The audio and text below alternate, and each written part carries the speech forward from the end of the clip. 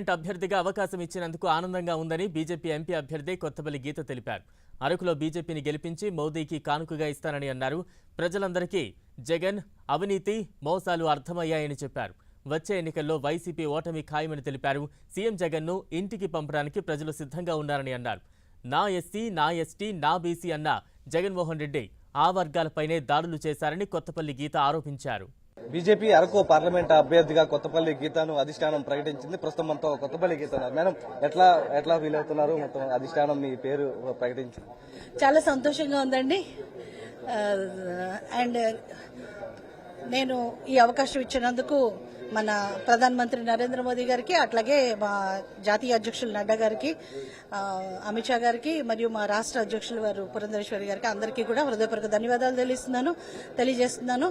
ఈ రోజు ఈ రాష్ట్రంలో ఉన్న పరిస్థితి అందరికీ తెలుసు కాబట్టి ఈ రోజు ఈ ప్రభుత్వాన్ని సాగనంపడానికి 100% ఈ కూటమి ప్రభుత్వాన్ని తీసుకురావడానికి ప్రజలు సన్నద్ధమై ఉన్నారు.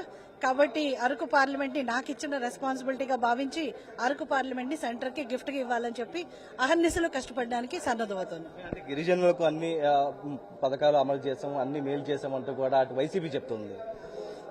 అసలు గిరిజనులకు ఏమీ పథకాలు సరిగ్గా రాలేదండి. ఫస్ట్ ఆఫ్ ఆల్ పోడు భూములు ఉన్న వాళ్ళకి కూడా పట్టాలు రాలేదు. గిరిజనులు అణువణువున మోసం చేసి ఈ రోజు చాలా మంది ఆడపిల్లలను తరలించి ఈ రోజు అక్రమ ట్రాఫికింగ్ చేశారు.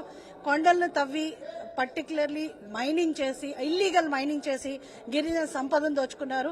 ప్రతి గిరిజనుల జీవితంలోనూ చీకటిని నింపారు. సంక్షేమం పేరుతో సెంట్రల్ గవర్నమెంట్ నుంచి వస్తున్న పథకాలన్నింటినీ కూడా డైవర్ట్ చేసి ఆయన స్టిక్కర్లు వేసుకుని ప్రజలను మోసం చేశారు. మన వికసిత్ భారత్ సంకల్ప యాత్రలో ప్రజలకు కూడా అర్థమైంది ఎంత మోసం ఈ ప్రభుత్వం చేస్తుందన్నది.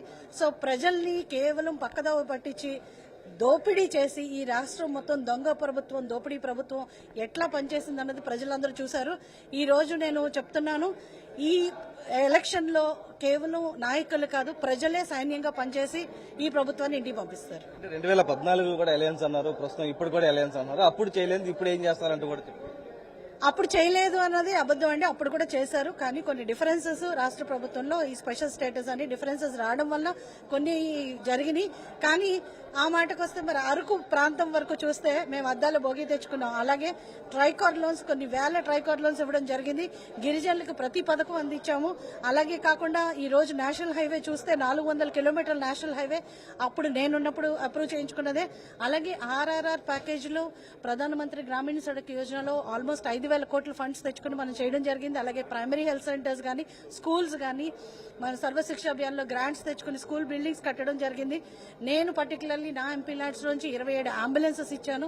సో ఇట్లా చాలా పథకాలు చేశామండి. అప్పుడు ఈ 5 సంవత్సరాలుగా కుంటుపడింది కానీ అభివృద్ధి 2014 నుంచి 2019 మంచి అభివృద్ధి జరిగింది. కొన్ని డిఫరెన్సెస్ వలన ప్రాబ్లమ్స్ వచ్చినాయి, కానీ ఈసారి అలాంటి డిఫరెన్సెస్ లేకుండా అంత సమన్వయంతో ముందుకు వెళ్తారని నేను నమ్ముతున్నాను. ఫలితాలు ఎలా ఉండబోతున్నాయి?